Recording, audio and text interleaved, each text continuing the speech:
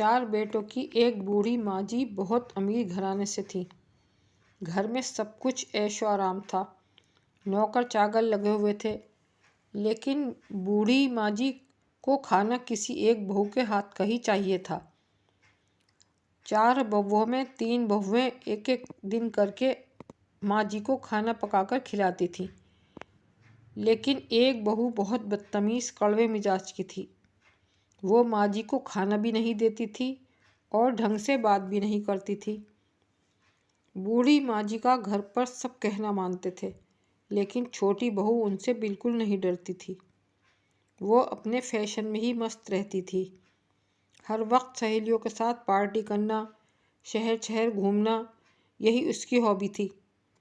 कोई त्यौहार आता तो माँ जी अपनी चारों बहुओं को बराबर बराबर गिफ्ट देती। कभी गोल्ड की ज्वेलरी, कभी कैश, कभी कार, जैसा माँ जी का मूड होता था। तीनों बहू आपस में यही बातें करती थी कि हम तो माँ जी को अलग अलग दिन खाना पकाकर देते हैं और नौकरों के रहते हुए उनकी सेवा भी करते हैं, और छोटी बहू माँ जी के पास आती भी नहीं, लेकिन माँ जी चारों को गिफ्ट बराबर ही देती हैं। ऐसा क्यों? बड़ी बहू ने कहा कि मैं माँ जी से ये बात मालूम करूँगी कि हमें गिफ्ट का लालच नहीं है, लेकिन फिर भी माँ जी छोटी बहू को गिफ्ट क्यों देती हैं, जबकि वो उनसे सीधे मुंह बात भी नहीं करती।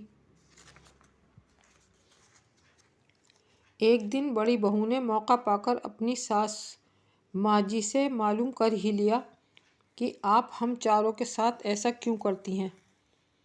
छोटी बहू आपसे ठीक से बात भी नहीं करती, फिर भी आप उसे भी हमारी तरह ही सब कुछ देती हैं।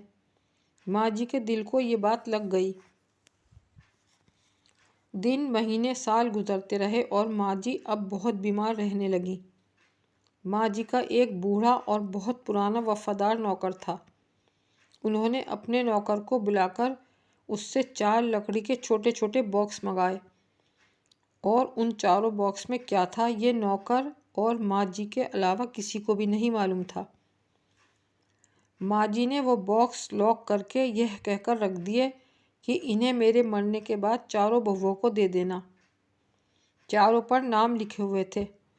सब हंसी खुशी रहते रहे, लेकिन छोटी बहू जो रुपया आता वो पार्टियों और अपने शौक़ में उड़ा देती थी, ड्रिंक भी करती थी और धीरे धीरे तबाही और बर्बादी की तरफ जा रही थी। माँ जी अब बहुत बीमार हो गईं।